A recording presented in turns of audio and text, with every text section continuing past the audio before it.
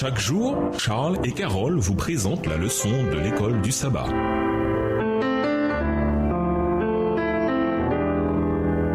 Bienvenue dans votre émission. Dieu nous parle. Nous voilà à la leçon de mardi, le fils de la veuve de Naïm. La Bible dit de Jésus que là où il passait, il faisait du bien et guérissait tous ceux qui étaient opprimés par le diable, car Dieu était avec lui. Acte 10, verset 38. En effet, tous les évangiles abondent en récits de Jésus venant en aide à de nombreuses âmes en détresse. Et c'est pourquoi beaucoup de Juifs en vinrent à croire que Jésus était le Messie promis. On pouvait trouver des villages entiers où ne se faisait plus entendre aucun gémissement arraché par la maladie. Il avait passé par là et guéri tous les malades. Son œuvre témoignait de sa divinité. L'amour, la miséricorde et la compassion se révélaient dans chacun de ses actes. Son cœur était rempli de tant de sympathie pour les enfants des hommes. Il avait revêtu leur nature afin de subvenir à leurs besoins. Les plus pauvres et les plus humbles ne craignaient pas de l'approcher. Les petits-enfants eux-mêmes se sentaient attirés vers lui. Ils aimaient à monter sur ses genoux et à fixer leur regard sur son visage pensif où se lisait un amour infini. Extrait du livre Vers Jésus, chapitre 1, page 18, livre écrit par Ellen G. White. Lisons Luc 7, les versets 11 à 17. Quelle différence importante y a-t-il entre ce qui est arrivé lors de cette résurrection et lors de celle dont nous avons parlé hier?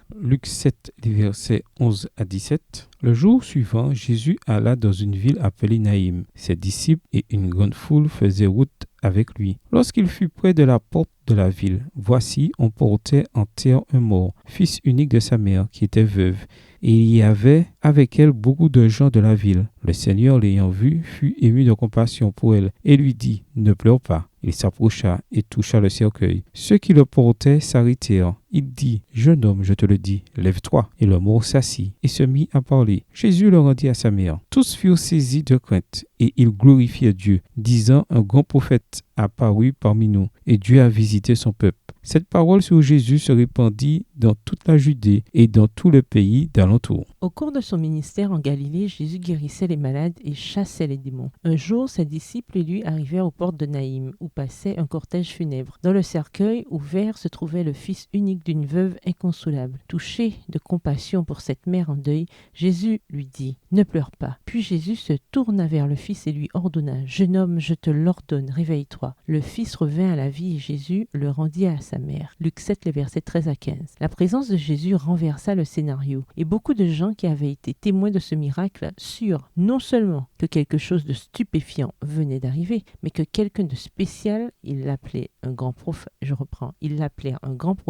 était parmi eux. La veuve phénicienne, 1 Roi 17, les versets 8 à 24, et la femme sunamite, 2 Rois 4, les versets 18 à 37, avaient toutes deux demandé de l'aide, respectivement à Élie et à Élisée. Mais la veuve de Naïm reçut de l'aide sans avoir rien demandé. Cela signifie que Dieu s'occupe de nous, même quand nous sommes incapables ou que nous nous sentons indignes de l'appeler à l'aide. Jésus vit le problème et s'en occupa. C'est tellement caractéristique de Jésus tout au long de son ministère. La vraie religion suppose de prendre soin des orphelins et des veuves qui sont parmi nous. Jacques 1, le verset 27. Bien sûr, nous ne pourrons faire le même genre de miracle que Jésus. Mais que peut-on faire pour venir en aide à ceux qui souffrent autour de nous? Au revoir. Et à demain si Dieu veut. Dieu nous parle. Chaque jour, Charles et Carole vous présentent la leçon de l'école du sabbat.